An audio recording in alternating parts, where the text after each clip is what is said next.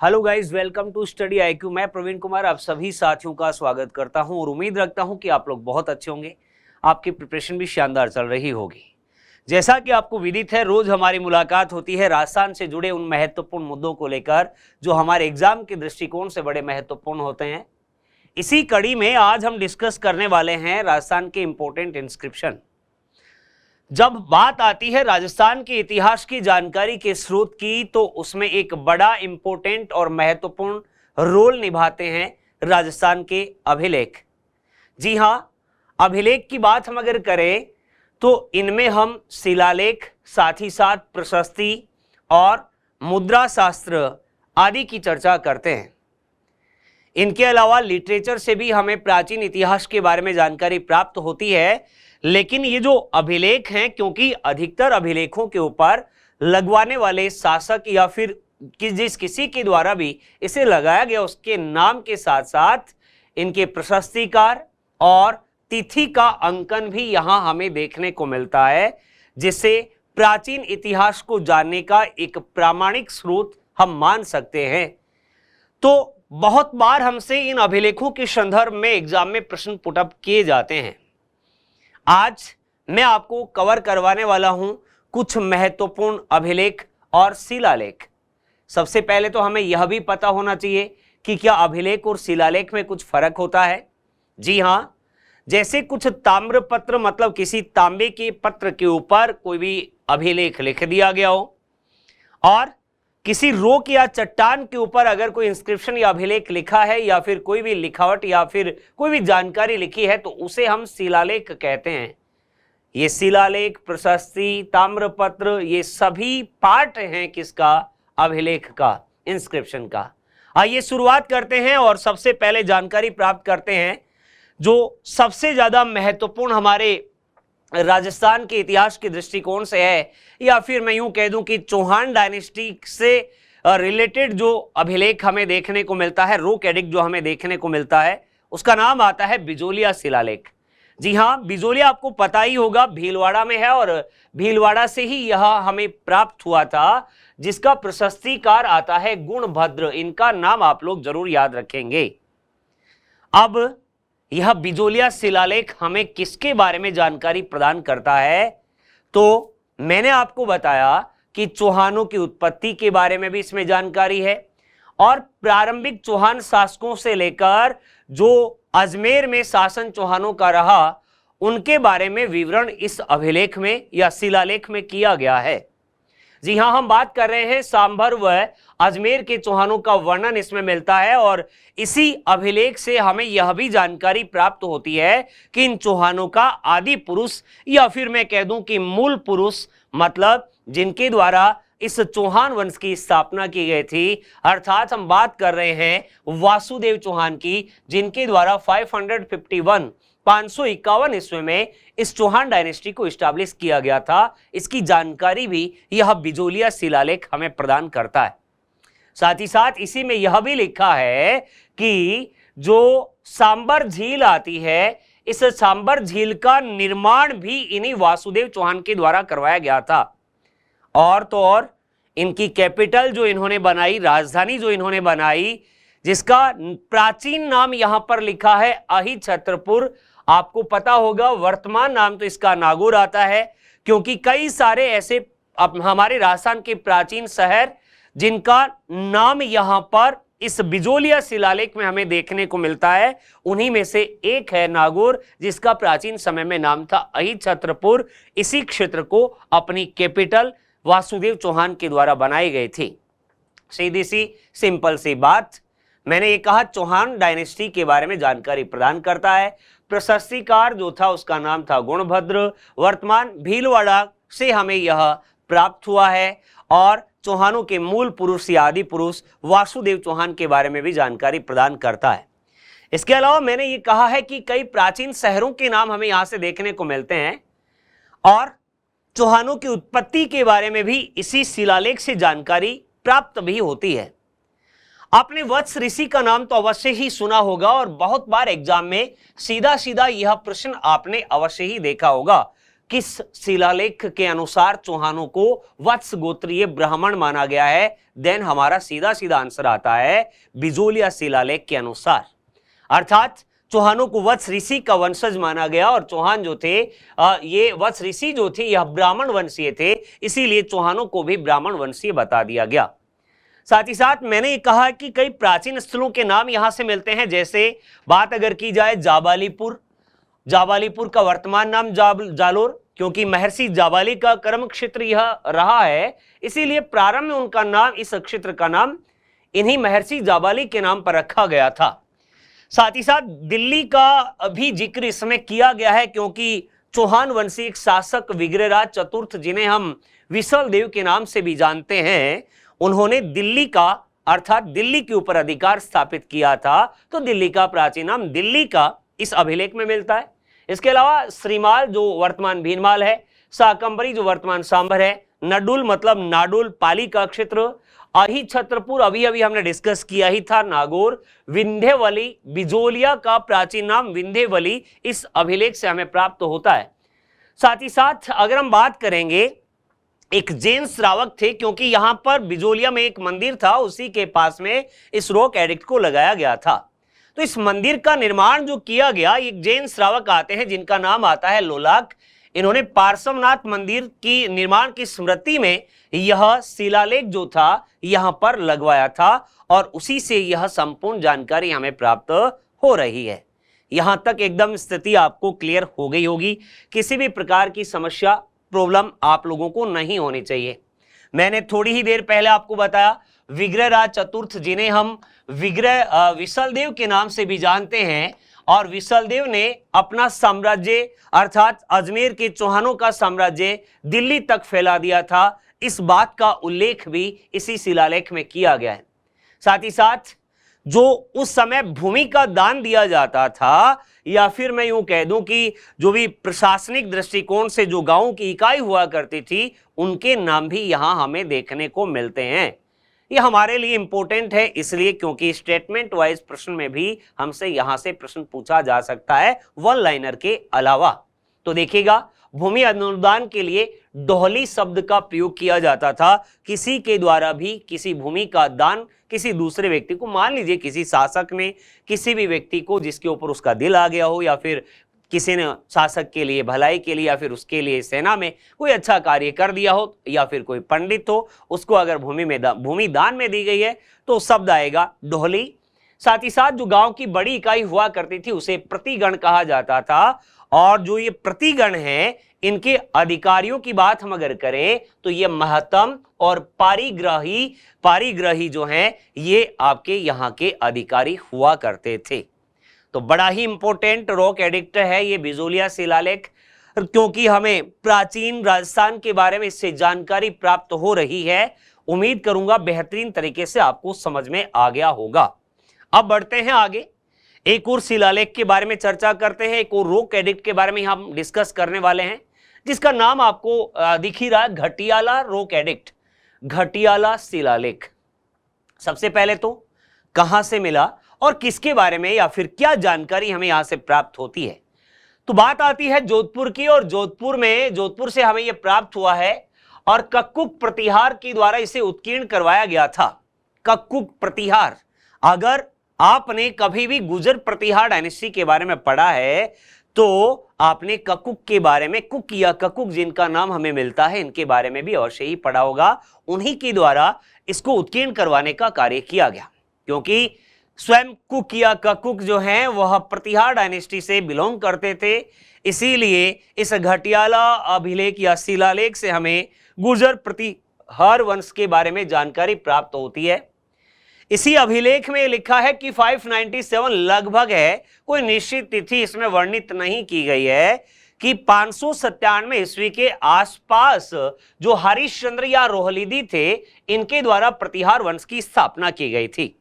साथ ही साथ इसमें यह भी लिखा है जो हरिश्चंद्र या रोहलीदी आते हैं इनके द्वारा एक तो क्षत्रिय स्त्री से और दूसरा ब्राह्मण स्त्री से विवाह किया गया था, और इसी क्षत्रिय स्त्री से रजिल, दह, कदक व भोग भट्ट आदि 4 पुत्र हुए थे हरिश्चंद्र या रोहलीदी के।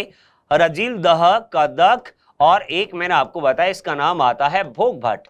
ये चारों पुत्रों का नाम भी इसी अभिलेख में या शिलालेख में हमें देखने को मिलता है। साथ ही साथ जो सक्शीसर हरिश्चंद्र के हुए या रोहिलिदी के जो गुजर प्रतिहार वंश के संस्थापक हैं, उनका विवरण भी इसमें दिया गया है और ये कहा गया है कि रजिल इनके बाद शासक बना था, उसके बाद कुक या ककुक और बाद में नागभट्ट यहां पर शासक रहा। अगर हम चर्चा करेंगे, इसका लेखक जो था इसका नाम आता है मग और जिसके द्वारा उत्कीर्ण इसको किया गया था इसका नाम आता है कृष्णेश्वर। उत्कीर्ण किसने करवाया था? देन कुकक या ककुक प्रतिहार ने इसको वो आपके उत्कीर्ण करवाने का कार्य किया था। तो सीधी सी सिंपल सी बात है, जिस प्रकार बिजोलिया शिलालेख हमें चौहान कुल के बारे में जानकारी प्रदान कर रहा है, ठीक इसी प्रकार घटियाला अभिलेख या शिलालेख गुजर प्रतिहार वंश के बारे में या प्रारंभिक शासन जो गुजर प्रतिहारों का रहा उसके बारे में जानकारी उपलब्ध करवाता है। बढ़ते हैं आगे, चर्चा करते हैं एक नए अभिलेख या शिलालेख के बारे में और इसका नाम आता है कुंभलगढ़ शिलालेख। वैसे कुंभलगढ़ फोर्ट का नाम आपने अवश्य ही सुना होगा, जिसका निर्माण महाराणा कुंभा के द्वारा करवाया गया था। कुंभलगढ़ वही है जो हमारे राजस्थान में चित्तौड़गढ़ दुर्ग के बाद दूसरा महत्वपूर्ण स्थान दुर्गों में रखता है और वहीं पर कुछ शिलाओं के ऊपर या फिर मैं यूं कह दूं कि 5 शिलाओं के ऊपर यहां पर जो शिलालेख था यह उत्कीर्ण करवाया गया था, लेकिन ये सभी शिलाएं वर्तमान में मौजूद नहीं हैं, जिनमें से पहली, तीसरी और चौथी शिलाएं ही अब उपलब्ध हैं। और क्योंकि महाराणा कुंभा के द्वारा कुंभलगढ़ दुर्ग का निर्माण करवाया गया था, तो महाराणा कुंभा ने अपने बारे में तो इसमें लिखवाया ही लिखवाया, बल्कि जो मेवाड़ का प्रारंभिक इतिहास था वहां से लेकर महाराणा कुंभा तक का वर्णन हमें इस शिलालेख में देखने को मिलता है। तो इसकी लिपि जो है ये नागरी है और भाषा जो आती है इसकी संस्कृत आती है। आपके मन में विचार आ रहा होगा कि क्या भाषा और लिपि अलग अलग होती हैं? जी हाँ, स्क्रिप्ट लिखने का जो तरीका होता है वह लिपि कहलाता है। भाषा, जैसे मैं कुछ बोल रहा हूं, ये मेरी भाषा है, इस भाषा को हम लिख भी सकते हैं, लेकिन किस स्टाइल में हम लिख रहे हैं, लिखने का जो तरीका है वह लिपि कहलाता है। और हम बात अगर करेंगे, इसमें यह कहा गया है एक सबसे जरूरी बात, इंपॉर्टेंट बात, क्योंकि हमें पता है कि इस मेवाड़ की स्थापना जो की गई थी यह गुहिल या फिर गुहिलादित्य के द्वारा की गई थी। लेकिन गाइस आपको जरूर याद रख लेना है, इस कुंभलगढ़ रॉक एडिक्ट में ये कहा गया है कि प्रवर्तक जो था वह बापा, बापा का मतलब मैं यहां चर्चा कर रहा हूं बप्पा रावल के बारे में, या फिर जिन्हें हम जानते हैं कालभोज के बारे में, और इन्हीं को इस वंश का प्रवर्तक इस शिलालेख में बताया गया है। और साथ ही साथ इन्हें भी ब्राह्मण वंशीय अर्थात मैं यूं कह दूं कि विप्र वंशीय बताया गया है। अगर हम चर्चा करेंगे इस शिलालेख में हमीर सिसोदिया, जिन्होंने 1326 में जयसिंह या जैसा को डिफीट करते हुए, पराजित करते हुए चित्तौड़गढ़ दुर्ग पर अपना अधिकार स्थापित किया था, अर्थात मेवाड़ की खोई हुई सत्ता को पुनः प्राप्त किया था, उनके बारे में भी या फिर इनके एक टाइटल के बारे में हमें यहां से जानकारी मिलती है। इन्हें कहा गया है विषम घाटी पंचानन। विषम घाटी पंचानन का मतलब यह है कि विपरीत परिस्थितियों में शेर के समान अडिग रहने वाला इन्हें हमीर सिसोदिया को बताया गया है, जिन्हें हम मेवाड़ का उद्धारक के नाम से भी जानते हैं। और ये सिसोदिया डायनेस्टी के फाउंडर भी थे। 1326 में इनके द्वारा इस वंश की स्थापना की गई थी। जी हाँ, तो विषम घाटी पंचानन।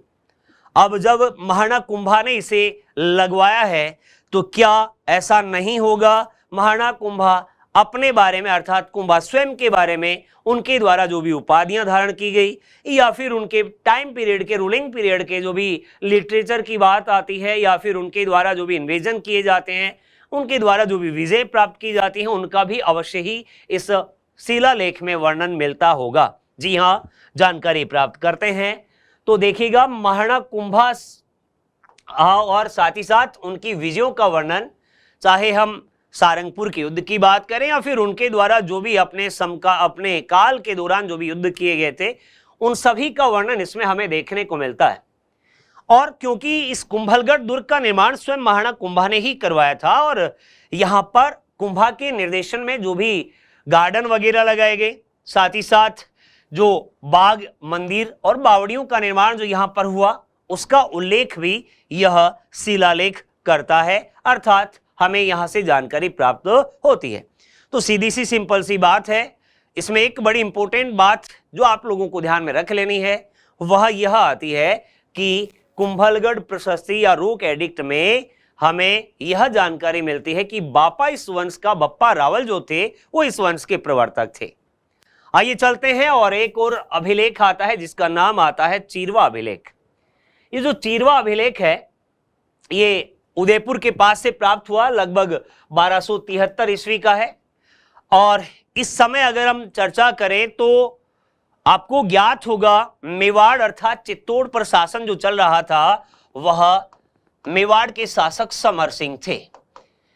और समर सिंह जो गुहिल वंश के शासक थे उनके ही काल पीरियड, उनके द्वारा जो भी कार्य करवाए गए उनका विवरण यह चीरवा अभिलेख प्रदान करता है। इसकी लिपि देवनागरी लिपि है और इसकी भाषा की बात हम अगर करें तो इसकी भाषा कौन सी आती है? संस्कृत भाषा आती है, चीरवा। अब जो चीरवा है यह अपने आप में महत्वपूर्ण हो जाता है हमारे एग्जाम के दृष्टिकोण से।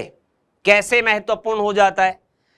तो इससे हमें उस काल की, क्योंकि समर सिंह के समकालीन हम चर्चा कर रहे हैं, जो भी प्रशासनिक व्यवस्था थी या फिर हम यूं कह दें कि जो भी समाज में धार्मिक और सामाजिक प्रथाएं चल रही थी, जैसे सती प्रथा, यह बड़ी इंपॉर्टेंट बात है। और यही सवाल हमसे बार बार पूछा जाता है कि निम्नलिखित में से किस अभिलेख से हमें सती प्रथा के प्रचलन की जानकारी प्राप्त होती है? तब अपना आंसर आएगा चीरवा अभिलेख से हमें जानकारी प्राप्त होती है। समर सिंह के काल के संदर्भ को ध्यान में रखते हुए तो आपसे प्रश्न बहुत कम बार पूछा जाता है, लेकिन ये जो तत्कालीन या उस काल की प्रशासनिक व्यवस्था, सामाजिक और धार्मिक जो व्यवस्थाएं हैं या फिर प्रथाएं जो थी, उनको ध्यान में रखते हुए सती प्रथा के संदर्भ में कई बार ये प्रश्न हमसे पूछा जा चुका है।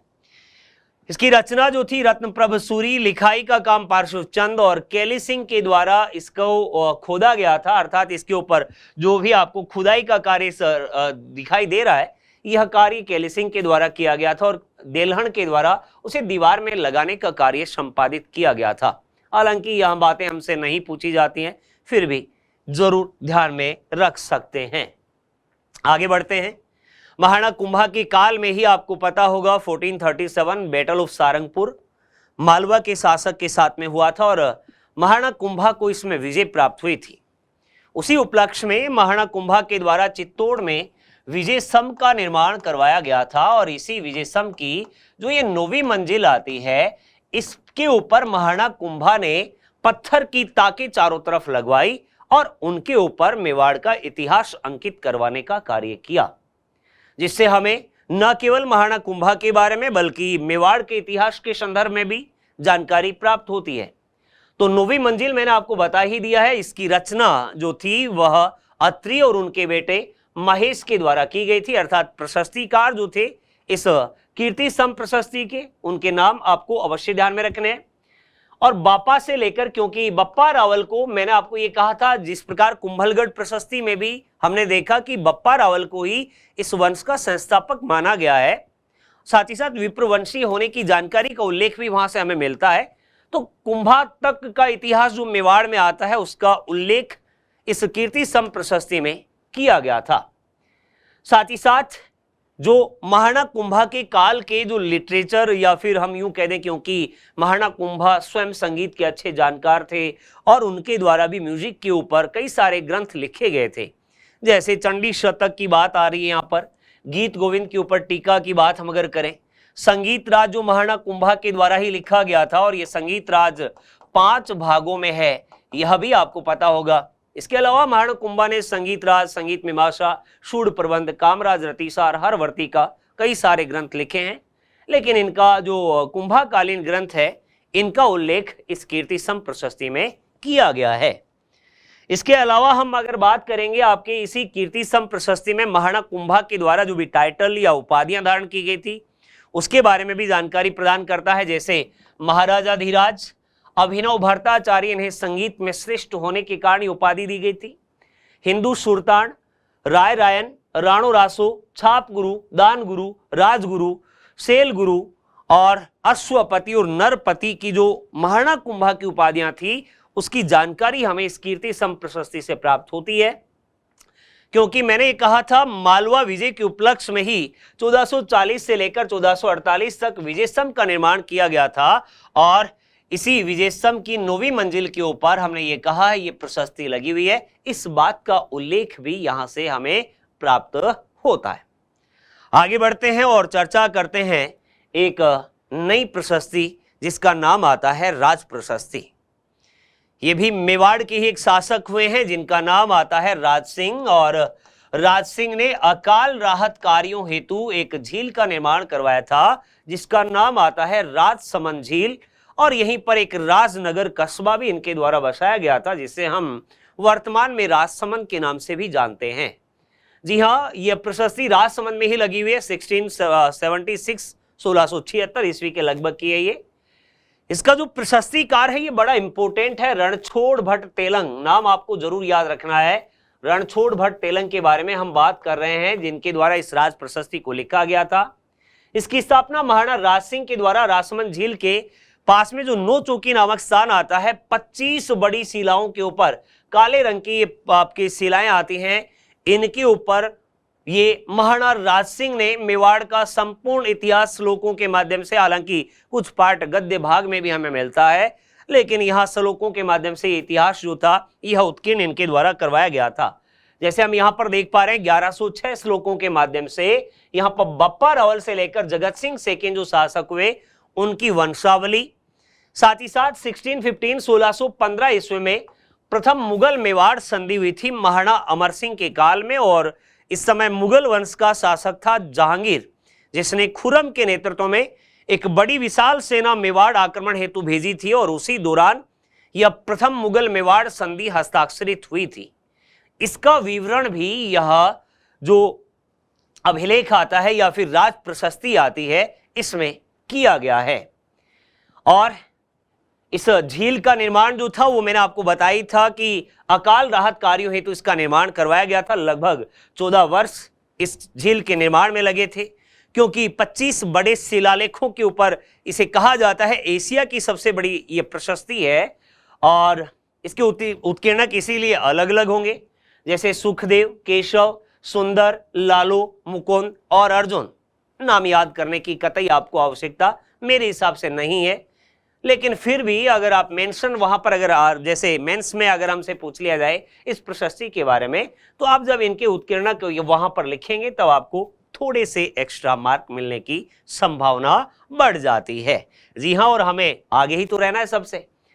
जी चलिए, एक छोटी सी प्रशस्ति के बारे में भी जानकारी प्रदान करता हूं, रायसिंह प्रशस्ति। और नाम से ही आपको पता लग रहा होगा रायसिंह कहाँ के शासक, बीकानेर के, जिन्होंने जूनागढ़ दुर्ग का निर्माण भी करवाया था, जिसे जमीन के जेवर के नाम से हम जानते हैं। धानवन श्रेणी का दुर्ग है। इसी में रायसिंह जो बीकानेर के शासक हैं, इनके द्वारा इस प्रशस्ति को इस सूरजपोल प्रवेश द्वार के पास में लगवाने का कार्य किया गया। और इसका लेखक जो था, प्रशस्तिकार जो था, इसका नाम आता है जैन मुनि जेता, या फिर इन्हें जैता के नाम से भी हम जानते हैं। साथ ही साथ इसमें राव बीका से लेकर रायसिंह तक जो शासक आते हैं, क्योंकि राव बीका के द्वारा ही राठौड़ सत्ता की स्थापना जांगल प्रदेश में की गई थी। बीकानेर के आसपास का भूभाग, जिसे प्राचीन काल में हम जांगल प्रदेश के नाम से ही जानते थे, यहां की गई थी। तो बीका से लेकर जो बाद में जो शासक रायसिंह तक हुए हैं उनका विवरण हमें यहां पर देखने को मिलता है। साथ ही साथ क्योंकि जूनागढ़ दुर्ग भी रायसिंह ने ही बनवाया था, इसीलिए इस जूनागढ़ दुर्ग का निर्माण 1589 टू 1594 के बीच में यहां इनके एक प्रधानमंत्री थे जिनका नाम आता है करमचंद, इनकी देख रेख में इसका निर्माण करवाया गया था। सीधी सी सिंपल सी बात है, बीकानेर के राठौड़ों के, या फिर मैं यूं कह दूं कि बीका से लेकर जो रायसिंह तक बीकानेर के शासक हुए, प्रारंभिक जो इतिहास यहाँ का आता है उसकी जानकारी प्रदान करने वाली प्रशस्ति राय सिंह प्रशस्ति है, जो यहां बीकानेर के राठौड़ वंश के शासक राय सिंह ने लगवाई थी।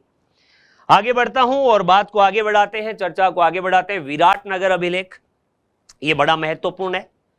यह महत्वपूर्ण इसलिए हो जाता है क्योंकि मौर्य वंश के शासक सम्राट अशोक के बौद्ध धर्म ग्रहण करने के बारे में भी जानकारी यह हमें प्रदान करता है। जी हां, विराटनगर जयपुर में ही, और यहां से अशोक के 2 अभिलेख हमें मिले। एक तो भाबरू शिला फलक जो आप यहां पर देख पा रहे हैं, और दूसरा बेराट अभिलेख। भाबरू की जो खोज की गई थी वह कैप्टन बर्ट के द्वारा यहां पर की गई थी, और वर्तमान में यह कलकत्ता का जो म्यूजियम आता है इसमें इसको सुरक्षित रखा गया है। क्योंकि यह इंपोर्टेंट इसलिए है, अशोक ने बुद्ध धम्म व संघ में आस्था प्रकट की थी, इस बात की जानकारी हमें यहीं से प्राप्त होती है। वैसे बेराट सभ्यता की जब बात आती है तब हम इसे डिटेल से अर्थात बेराट के बारे में जानकारी संपूर्ण प्राप्त करते हैं, लेकिन आपसे इस अभिलेख के संदर्भ में यही प्रश्न बार बार पूछा जाता है, इसलिए इसको आप लोग जरूर याद रख लेंगे। तो आज का जो महत्वपूर्ण सेशन हमारा था, जिसके माध्यम से जो भी महत्वपूर्ण अभिलेख हमारे एग्जाम के दृष्टिकोण से हो सकते हैं उनको बताने का प्रयास मेरे द्वारा किया गया है। उम्मीद रखता हूं कि बेहतरीन तरीके से आपको यह समझ में आ गए होंगे। अगर आप इसकी पीडीएफ प्राप्त करना चाहते हैं या फिर डेली होने वाले क्विज में आप पार्टिसिपेट करना चाहते हैं, आप अपनी तैयारी को परखना चाहते हैं, तो हमारे साथ जुड़ सकते हैं study IQ RS Telegram group पर। आज ही इसको सब्सक्राइब कर लीजिएगा। या फिर आपका टारगेट है आरपीएससी या राजस्थान में आयोजित होने वाले सभी एग्जाम्स का कंप्लीट कोर्स, अगर आप हमारे साथ जुड़ करके पूरा करना चाहते हैं तो स्टडी IQ एप्लीकेशन पर आज के आज ही आप कोर्स अवेलेबल मतलब कोर्स ज्वाइन कर सकते हैं। प्रवीण 33 मेरा कोड है, आज ही लगा दीजिएगा, डिस्काउंट आपको मिल जाएगा। बाकी की चर्चा, बाकी की बात हम अपने अगले सेशन में करेंगे। तब तक के लिए bye bye, take care, thank you so much.